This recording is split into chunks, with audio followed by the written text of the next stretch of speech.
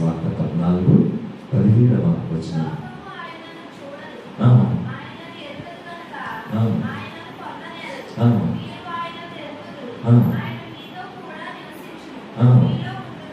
చూసారండి, యోహాను సువార్త 14:17 లోకము ఆయనను చూడదు, ఆయనను ఎరుగదు కనుక ఆయనను పొందలేరు. మీరు ఆయన ఎరుగుదరు, ఆయన మీతో కూడా నివసించను, మీలో ఉండను. మహిమ కలుగుగా. హల్లెలూయా. అందుకనే ఈ లోకంలో ఎవరైతే దేవుని తెలుసుకుంటారు, దేవుని ప్రభావాన్ని హృదయంలో అనుభవిస్తారు, వారికి దేవుని శక్తి తోడు ఎప్పుడు ఉంటుందండి. అందుకనే మన జీవితంలో మనం దేవుణ్ణి అనుభవపూర్వకంగా తెలుసుకున్నాం. ఎలా తెలుసుకున్నామండి? అనుభవపూర్వకంగా తెలుసుకున్నాం. అందుకే రుచి చూచి తెలుసుకోండి అనే మాటను మనం చూస్తున్నాం. సాల్ట్, ఉప్పు ఎలా ఉంటుందో, కారం ఎలా ఉంటుందో, షుగర్ ఎలా ఉంటుందో మనకి ఆ రుచి తెలుసు. అయితే దేవుని ఆత్మీయ జీవితంలో ఆధ్యాత్మికంగా మన జీవితాల్లో గడిచిన రోజుల్లో మన కలిగిన శ్రమల్లో, ఇబ్బందుల్లో దేవుడు ఏ రీతిగా మనకి రక్షకుడుగా ఉన్నారు మనకి తెలుసు కనుక మన దేవుణ్ణి తెలిసిన వారిగా, ఎరిగిన వారిగా మనము ఉన్నాము, కానీ తెలియని వారిగా లేవండి. అందుకని మన ఆశ్రయము, మన కోట, మన కొండ ఆయన. దేవుని స్తోత్రం. హల్లెలూయా. కాబట్టి పర్వతములు తొలగిపోయినను, మెట్టలు అద్దరిల్లినను నా కృప నిన్ను విడిచిపోదు. అందుకని దేవుని ప్రేమ మన పట్ల ఇంత అద్భుతంగా ఉన్నది. ఆయన ప్రేమ అపారమైనది. దాని లోతు, వెడల్పు, ఎత్తు ఎవరు కూడా కలవలేరు. కాబట్టి ఈ సమయంలో దేవుని నమ్ముకుంటున్న మనం ఎంతో ధన్యులం. దేవునికి స్తోత్రం. హల్లెలూయా.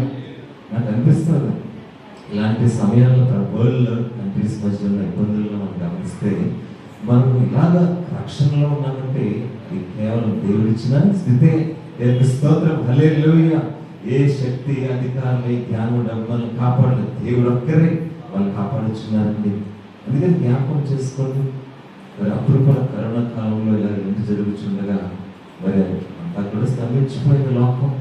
ఏమవుతుందో తెలియట్లేదు. లోకం అంతా మాయ.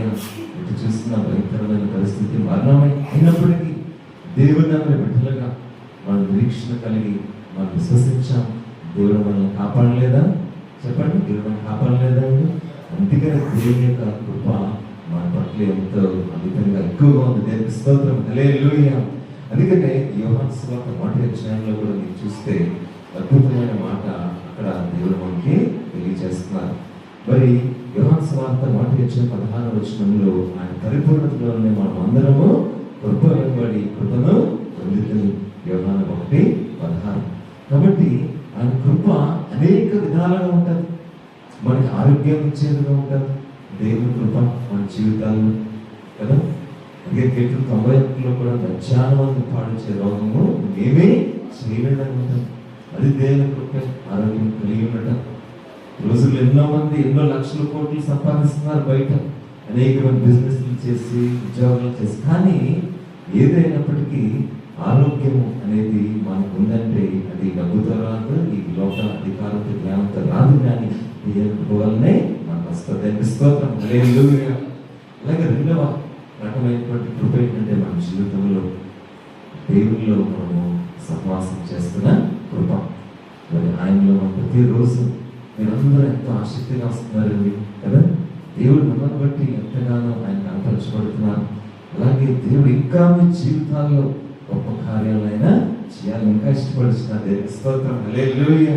కాబట్టి ఆయనతో సహవాసం చేస్తున్నాం కాబట్టి ఆయన అంట కట్టబడిన స్థితి మనము కలిగి ఉన్నామంటే ఏ స్థితి అండి?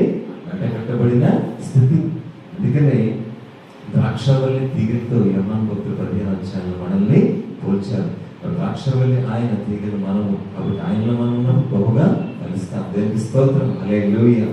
కాబట్టి విడవకుండా దేవుని ప్రతిరోజు ఇలాగే బలంగా మనం పట్టుకున్నట్లయితే మనకున్న కష్టము, మనకున్న శ్రమ అదంతా కూడా దేవుడు విడుదల చేస్తారు. ఎందుకంటే అది 50 శ్రమగా ఉన్నారండి. మూడవదిగా మనం చూస్తే కృప మన జీవితంలో మనము ఊహించలేని అద్భుతాలు, ఎన్నో ఆశ్చర్యకరమైన కార్యాలు దేవుడు మనకి చేస్తారు. అందుకనే నేను కూడా వ్యక్తిగతంగా విషయాల్ని ప్రతిరోజు ధ్యానం చేస్తాను. ప్రభా, రోజు మా సంఘ విశ్వాసం గురించి ప్రభా మీరు ఎంతో ధన్యతని చూపిస్తున్నారు. వారిని కాపాడండి, వారిని బలపరచండి, వారికి ఉన్న ఇబ్బందుల్లో వారి విడుదల కలుగు చేయండి అని వారి సేవకులుగా మేము మీకోసము ప్రార్థన చేస్తాం. దేవుని స్తోత్రం, హల్లెలూయా. అయితే ఈ సహవాసంలో ఇంకా మీరు 7 అంతలుగా వర్ధిల్లాలి. ఎన్నంతలుగా అండి? 7 అంతలుగా. బైబిల్లో 7 అనే సంఖ్య పరిపూర్ణతకి గుర్తు. దేవుని స్తోత్రం, హల్లెలూయా. కాబట్టి మన జీవితాల్లో ఆశ్చర్యకరమైనటువంటి కార్యాలు చేసే దేవుడిగా ఉండాలి. నాకు బాగా గుర్తు, ఈ సంవత్సరం కాక అంతకుముందు క్రిస్మస్ మీకు గుర్తుంది కదా, ఏమైంది? ఆ రోజు సాయంత్రం పెద్ద వర్షము వచ్చింది. అందరం అనుకుంటున్నాం ఇదేంటి, 4 రోజులు ఎంతో శ్రమపడి అన్ని ఏర్పాట్లు చేసుకుంటే ఎలా వర్షం వస్తుంది, చాలా నిరాశ చెందాం. నాకు కూడా ఫోన్ కాల్ వచ్చింది, పాస్టర్ గారు వర్షం వస్తుంది అని చెప్పారు. అయితే అప్పుడు బయట కిటికీలో నుంచి బయలుదేరిపోతున్నాను, వస్తుంది తడి పడుతుంది, చిన్న తుప్పర్లు పడుతుంది, కానీ అవి కూడా పడకూడదు. అయితే ఏదైనప్పటికీ ముందుగా వాటర్ ప్రూఫ్ టెంట్లే మరి వేయించడం ద్వారా మొత్తానికి దేవుడి కార్యం స్టార్టింగ్ నుంచి జరిగిపోతుంది. మొత్తానికి వచ్చేసరికి అంతా ఆరిపోయి మరలా ఒక చిలుక కూడా తిరిగి పర్లేదు. దేవునికి స్తోత్రం, హల్లెలూయా. మరి విశ్వాసంతో అందరికీ కూడా పిలుపునిచ్చినప్పుడు మరి సేవకులుగా బయలుదేరినప్పుడు చక్కగా ప్రార్థన చేసుకుని వచ్చాం. దేవుడి కార్యాన్ని సఫలపరిచాం. అంటే పరిస్థితిని మార్చేశారు ఏకంగా దేవుడు. మరి ఆ వర్షం వస్తే ఏదైనా ప్రోగ్రామ్ జరగడానికి అవకాశం ఉంటుందని ఏమీ జరగదు. పైగా 4 రోజుల పైన ప్రయాసంతా బూడిలో కలిసిపోతాడు. అందరికీ నిరాశ, బాధ. అందుకనే మన జీవితంలో దేవుడు ఏ పరిస్థితి అయినా మార్చగలరు, భూమినే తలకిందులుగా చేయగలరు. దేవుని స్తోత్రం, హల్లెలూయా. అందుకని దేవుని సంగమా, దేవుని యొక్క ప్రభావం మన జీవితాల్లో ఎంతో గొప్పగా ఉందనే విషయాన్ని మనం ఎప్పుడు కూడా మర్చిపోకూడదు. మరి అలాగే మన వ్యక్తిగత జీవితాల్లో ఇటువంటి కార్యాలు అనేకమైన దేవుడు మనకి ఇంకా ఇంకా చేయడానికి ఇష్టపడుతున్నారు. అయితే మనము స్థిరమైన విశ్వాసం కలిగి మనం ఉండాలి. ఎలా ఉండాలంటే స్థిరమైన విశ్వాసం కలిగి ఉండాలి. అలా ఉన్నప్పుడు దేవుడు ఆశ్చర్యమైన కార్యాలైనా చేస్తారు. అందుకని యెషయా 9:6 ఆశ్చర్యకరమైన దేవుడు అంటే స్తోత్రం, హల్లెలూయా. మామూలు దేవుడు కాదు మన దేవుడు, ఆశ్చర్యకరమైన దేవుడు. కాబట్టి ఈ లోకంలో మనం చూస్తే మరి యేసుక్రీస్తు వారు ఆ రీతిగా మరి ఎన్నో మందికి గొప్ప కార్యాలు చేశారు. మరి ఒకసారి నికోదేము అనే వ్యక్తి ఆయన దగ్గరికి వచ్చారు. ఆయన సంపూర్ణమైన విశ్వాసము, ఆయనకి నిరీక్షణ ఆ టైంకి అంతగా కలగలేదు. కానీ యేసుక్రీస్తు వారు అతని మనసు చూసి, ప్రభా ఎలా నేను రక్షించబడాలి అని చెప్పినప్పుడు, అడిగినప్పుడు, ఒక నీటి మూలంగాను ఆత్మ మూలంగా రక్షించబడాలని చెప్పినప్పుడు తన ఆలోచనలు మారిపోయాయి. నేను ఎలా రక్షించబడగలను, సాధ్యమో అనుకుంటున్నాడు. అప్పుడు యేసుక్రీస్తు వారు చెప్పిన మాటలు ఎంతో బలపరిచాయి. దేవునికి స్తోత్రం, హల్లెలూయా. అప్పుడు పూర్తి విశ్వాసంలోకి వచ్చి మరి బాప్తిస్మమును తీసుకున్నాడు. మహిమకరంగా, హల్లెలూయా.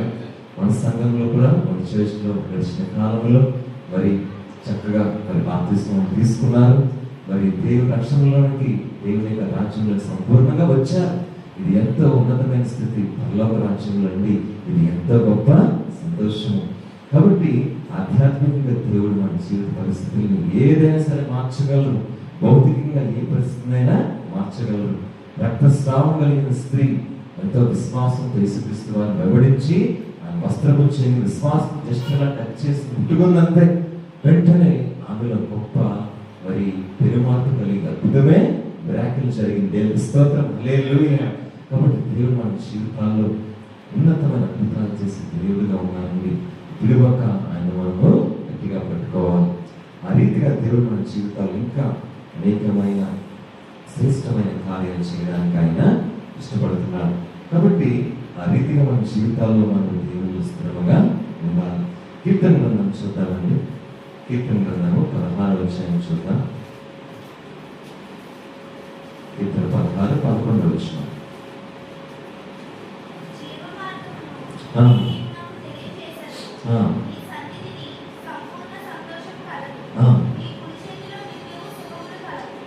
చూసారండి, జీవ మార్గమును నీవు నాకు తెలియజేస్తావు, నీ సన్నిధిని సంపూర్ణ సంతోషము కలదు, నీ కుడి చేతిలో నిత్యము సుఖములు కలవు. కాబట్టి నాకుంది, నీ సన్నిధిలో సంపూర్ణమైన సంతోషము నాకుంది అనే విషయాన్ని ఇక్కడ మనము చూస్తున్నాం. అలాగే నీ కుడి చేతుల్లో నిత్యము సుఖములు కలవు. దేవునికి స్తోత్రం, హల్లెలూయా. మరి యేసుక్రీస్తు వారు మన కొరకు ఆయన కుడి చేతులు కూడా శిలువ మీద మేకులు కొట్టడానికి సమర్పించుకున్నారు. ఇది ఎంత ఆశ్చర్యమైన విషయం అండి. అందుకని దేవుని ప్రేమ మన కొరకు ఎంతో ఆశ్చర్యమైనదిగా ఉంటుందండి. కాబట్టి ఆశ్చర్యమైన ప్రేమ, కల్వరిలోని ప్రేమ, మరణము కంటే బలమైన ప్రేమది, నన్ను జయించి నీ ప్రేమ. ఆశ్చర్యమైన ప్రేమ, కల్వరిలోని ప్రేమ, మరణము కంటే బలమైన ప్రేమది, నన్ను జయించి నీ ప్రేమ.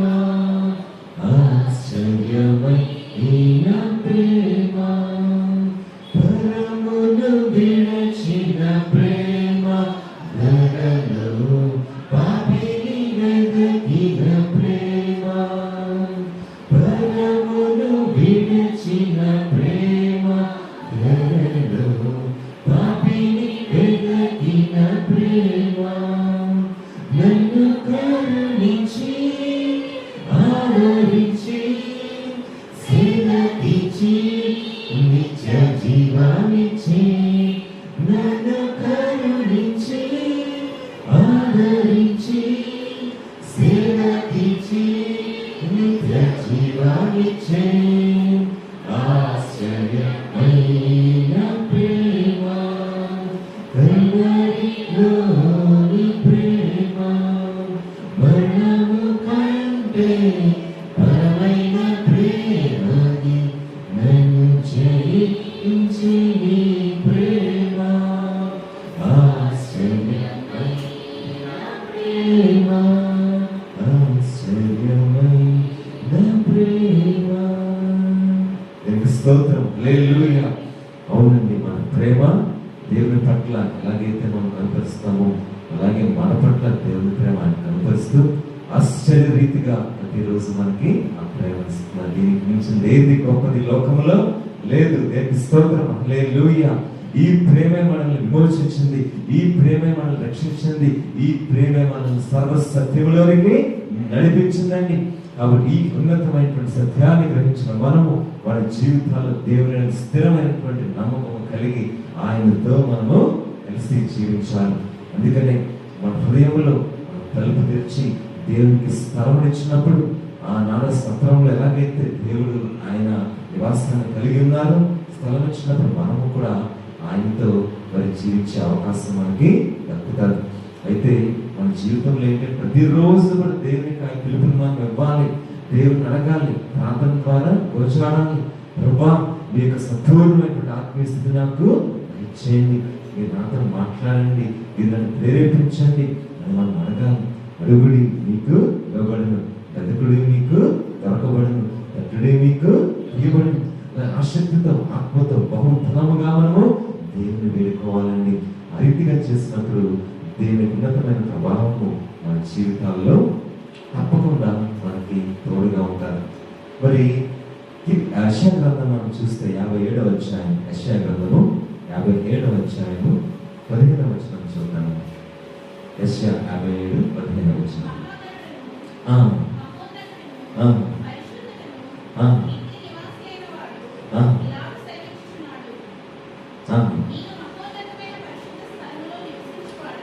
చాలండి. మహాగణులను మహోన్నతులను పరిశుద్ధులను నిత్య నివాసములైన వాడు ఇలాగ సెలవిస్తున్నాడు, నేను మహోన్నతమైన పరిశుద్ధ స్థలంలో నివసించు వాడును. కాబట్టి ఆయనను వినవగల వారి ప్రాణమును ఉజ్జీవింప చేయుటకును, నలిగిన వారి ప్రాణమును ఉజ్జీవింప చేయుటకును, వినవగల వారి యొక్క దీనమనస్కుల వారి యొద్దను నివసించున్నాం అని దేవుడు చెప్తున్నారు. ఈరోజు వాక్యం యొక్క అంశము యెహోవా షమ్మా. మరి మనము ధ్యానించినట్టుగా యెహోవా దేవుడు అంటే మన దేవుడు మన హృదయాల్లో ఫస్ట్ నివసిస్తారు. అందుకనే ఏ హృదయం అయితే దేవుని యొక్క పరిశుద్ధత కలిగి ఉంటారో అక్కడ దేవుని యొక్క మరి ఆవరణము, ఆయన ప్రభావము, ఆయన ఉన్నతమైన తేజస్సు అక్కడ ప్రకాశిస్తారు. దేవునికి స్తోత్రం, హల్లెలూయా.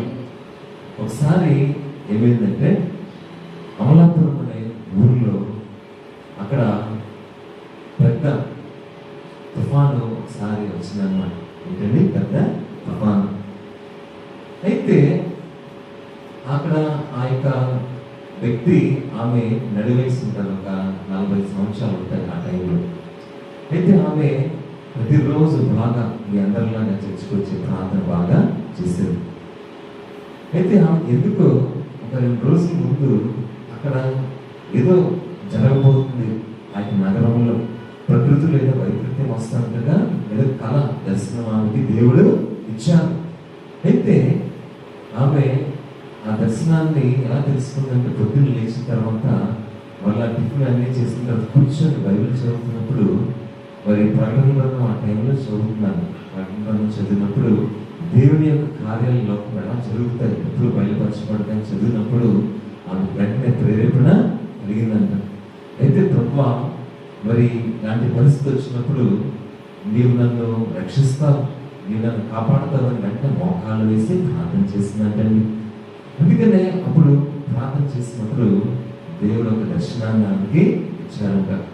అమ్మా, నువ్వు భయపడవద్దు అని దేవదూత మాట్లాడచ్చు. దేవుని దేవదూత తెల్లని స్వరంలో, దేవుడు నీకు శాశ్వతమైన రాజ్యంలోనే గొప్ప స్థానం ఇస్తున్నారు, నువ్వు ఈ లోకంలో ఎందుకు నువ్వు భయపడుతున్నావు అని ఆ పరలోక రాజ్యంలో ఎంతో మహిమతో ఉండిన ఒక దృశ్యం, మరి కోటి సూర్యులు మరి ప్రకాశించే అంత ఉన్నత తేజస్సులో మరి వెలుగుతో ఉన్నప్పుడు పరలోక రాజ్యం కళ్ళారా చూడలేకపోతుంది, కళ్ళు అడ్డు పెట్టుకుంటుంది చేతులతో. అయితే ఆ గొప్ప దర్శనాన్ని దేవుడానికి ఇచ్చారు. ఒకటే గుర్తుపెట్టుకో, ఈ లోకంలో ఎలా ఉన్న పరిస్థితులకు బాధపడవు, నేను నీకు తోడుగా ఉంటాను. ఒకటే మాత్రం సత్యం, నువ్వు శాశ్వతంగా నా రాజ్యంలో ఉంటావు. దేవుడు అప్పుడే దర్శనం ఇచ్చారు. దేవుని స్తోత్రం, హల్లెలూయా. నువ్వు చింతపడద్దు, పరిస్థితిని కూడా నేను అదుపు చేస్తాను దేవుడు చెప్తారు. ఆ రీతిగా ఆ తుఫాను వచ్చింది. అయితే ఆ తుఫాను చాలా ప్రభావంగా వచ్చేస్తుంది అనుకున్నాను, కానీ దాన్ని దేవుడు కంట్రోల్గానే రప్పించారు. దేవుని స్తోత్రం, హల్లెలూయా. లేదంటే ఎంత ఆస్తి నష్టం, ఎన్నో ప్రాణాలు కోల్పోతారు, ఇల్లు నాశనం అయిపోతారు, మనుషులు చనిపోతారు, కానీ దేవుడు వాగ్దానం చేసినట్టుగా ఆమెకి రక్షణ ఇచ్చారండి. కాబట్టి దేవునికి ప్రభావం మన జీవితాల్లో ఉన్నప్పుడు దేవునికి రక్షణ, ఆయన తోడు మనకి ఎప్పుడు ఉంటారు. కాబట్టి ప్రయాసపడి భారం కోసం సమస్త జనులారా నా యొద్దకు రండి, నేను మీకు విశ్రాంతి కలుగజేస్తానని చెప్తున్నాను దేవుడు. కాబట్టి యెహోవా శ్రమగా అన్ని విషయాల్లో ఆయన ప్రభావం మనకి తోడుగా ఉంది. కాబట్టి ఈ 2 మండల కాలంలో, శ్రమ దినాల్లో ఏ విషయాల్లో అయితే మనం గెలుపుచున్నామో దేవుడు చూస్తున్నారు. అయితే పరిస్థితుల్లో మనకి యెహోవా శ్రమగా గొప్ప విమోచన ఇస్తారు. దేవునికి స్తోత్రం, హల్లెలూయా. మరి కొలసీ పత్రిక 2వ అధ్యాయము, అపోస్తలుడైన పౌలు గారు కొలసీయులకు రాసిన పత్రిక 2వ అధ్యాయం కూడా వచనం చూద్దాం. అపోస్తలుడైన పౌలు గారు కొలసీయులకు రాసిన పత్రిక 2వ అధ్యాయం కూడా వచనం చదవండి. చదవండి.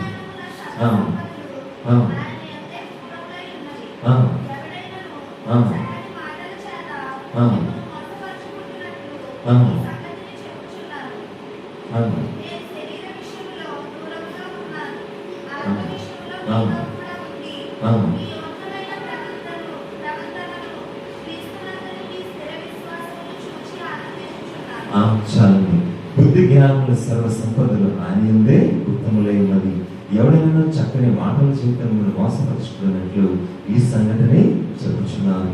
నేను శరీర విషయంలో దూరంగా ఉంటున్నాను, ఆత్మ విషయంలో మీతో కూడా ఉండి మీ యోగ్యమైన ప్రవర్తనను క్రీస్తునందున మీ స్థిర విశ్వాసమును చూచి ఆనందించుచున్నాను. దేవునికి మహిమ కలుగుగా, హల్లెలూయా. అందుకనే ఈ యొక్క అంత్య దినాల్లో ఉంటున్న మనము లోకం యొక్క స్థితిని, లోకం యొక్క తీరుని బాగా గ్రహించాలి. ఎందుకంటే ఒకసారి ఒక అతను ఏమన్నాడంటే, 2వ రాకడ వచ్చేస్తుంది, ఇప్పుడే వచ్చేస్తుంది. ఇశ్రాయేల్ మెట్ల మీద, యెరూషలేము ఇంకా మెట్ల మీద గుడి ముందు 2 నక్కలు ఉన్నాయి, ఆ నక్కల తోకలు 2 కూడా కలిసి ఉంటాయని ఎవరో చెప్పాడు. చెప్తే అందరూ కూడా దాన్ని చూసి వెళ్ళి నవ్వుకున్నారండి. అంటే ఎవరు పడితే వాళ్ళు ఇష్టం వచ్చినట్టు చెప్పడం, అంటే దేవుడు నాకు చెప్పేస్తారని మోసపూరితంగా వాళ్ళందరూ ఏంటంటే అపవాది చేత ప్రేరేపించబడినవారు. ఎందుకంటే దేవుడు ఎప్పుడు వస్తారు, ఏం చేస్తారు అనేది దేవుడికి మాత్రమే తెలుసు. ఆ కాలము, ఆ గడియ పరలోకమున దేవుడికి మాత్రమే తెలుసు. కాబట్టి ఈ లోకంలో అలా కంగారు పెట్టేస్తూ ఉంటారు, టీవీని చెప్పేస్తూ ఉంటారు, దేవుడు అవి వచ్చేస్తున్నాయి ఇవి వచ్చేస్తున్నాయి. కానీ ఇది అర్థం కాదు. అనేక సార్లు మత్తయి సువార్త, మార్కులో దేవుడు చెప్పారు ఇది సూచనలు మాత్రమే. కానీ ఈ సూచనలు చూసిన మనము జాగ్రత్త పడాలి, ఇప్పటి నుంచే సిద్ధపడాలి. లైట్ గా ఈజీగా తీసుకోవడానికి అయితే లేదు, కానీ జాగ్రత్తగా మనము ఉండాలి. ఎందుకంటే దేవుని సంగమా, నిజమైన క్రైస్తవుడు ఎప్పుడు సిద్ధముగానే ఉంటాడు. ఎగ్జామ్ కి సిద్ధపాటైన వ్యక్తి ఎప్పుడు పెట్టిన ఎగ్జామ్ రాసేస్తాడు. రాత్రి మధ్యలో నిద్ర లేకుండా వేరే ఎగ్జామ్ అని రాసేస్తాడు కదా, అలా ఉంటారు. కాబట్టి అది మన యొక్క ఆత్మీయ స్థితి. ఎప్పుడు కూడా రెడీగా మనం ఉన్నప్పుడు దేవుళ్ళు తెలిస్తే ఎప్పుడు కూడా దేవుని అందుకుంటాం. దేవునికి స్తోత్రం, హల్లెలూయా. ఏదైనప్పటికీ సంగమం నాకు అనిపిస్తుంది, శాశ్వతంగా దేవుడు మన కోసం అయితే ఒక రాజ్యాన్ని స్థిరపరిచారు. దాంట్లో అయితే శాశ్వతమైన సంతోషము, సమాధానం